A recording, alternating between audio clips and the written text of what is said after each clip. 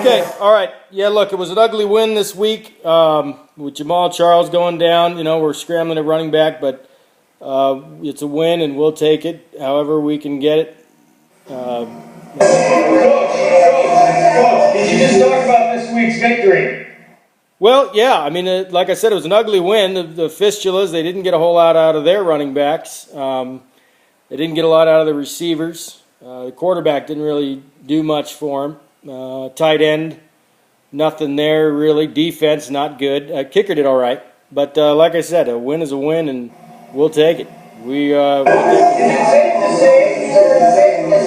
Is it safe to say that the Barton Fistulas are the worst team in the league? Well, no. I mean, look, if I was playing against a team that was run by a 6 or 7-year-old kid and we beat them, you know, I wouldn't say anything bad about the kids, so I'm not going to say anything about the Fistulas like that. It's a team that's in the rebuilding process for the last 10 years or so, and at some point, you know, you put a monkey in a room for 1,000,000 years or whatever, and eventually it writes the Lincoln Address, right? So I'm sure one of these days that team's going to get there. Coach, a couple weeks ago you played the Conqueror Worms. They were off to an 0-2 start. You have any comment on that? Well, you know, I know that Coach Katikian is an avid fantasy sports participant. He was probably playing a lot of fantasy golf this season, and he's probably still in the golf mode where the low scorer wins. And I think, you know, I'm sure he'll find a way to turn around and get back on track here shortly. Last week was a fluke. Was last year a fluke then? Last year a fluke for the Worms? I don't know that it'd be fair to say that. I don't know that it'd be unfair to say that. You could probably go ahead and say that. You could get away with it. What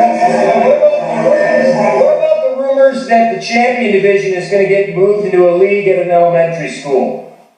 Well, I don't think that would be good for our league. I mean, I recognize that division has got its problems. All the weird managers seem to be over there. Not a lot of winning. You do have the Yurok Chief team. You got to admire what they're doing. You know, the consistency. They're always in the mix. And when you're at the draft with that manager, you're like, is this guy know what he's doing? Is this guy asleep? Did he look at a fantasy magazine from like 2 years ago and base his draft strategy off that? But then, hey, the team, you know, turns around and does good. So again, you know, it's that monkey in the room for 1,000,000 years scenario. And you know, you give all those guys time, and you know, maybe they can turn around and get a win there. Relationship between the managers of We Suck and the Manila Folders. Well, that's not really football related. I don't want to talk about a relationship between those two guys. I don't know anything about it, and I don't have any comment on it at this time. Well, yes, it is a disturbing image, not one that I'd like to talk about or comment on or think of. Who would be the top? Who would be the top in our relationship?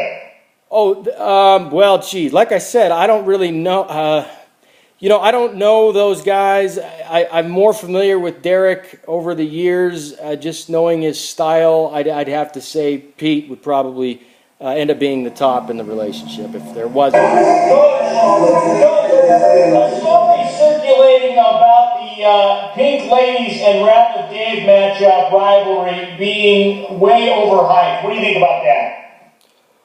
Well, no, I don't think it's overhyped. I mean, you know, look, both those managers are 49ers fans, okay? And decades ago, the 49ers won a string of championships.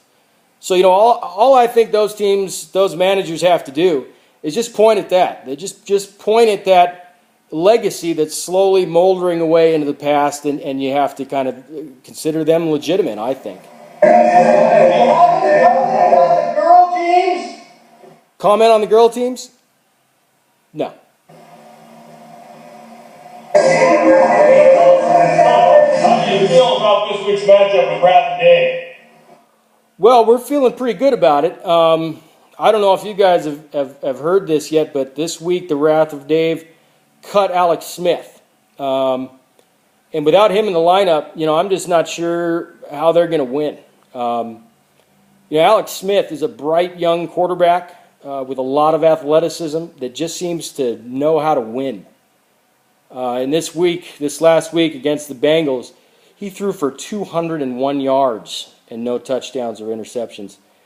201 yards. And it's the first time that he's hit 200 yards this season, but I don't think it's going to be the last.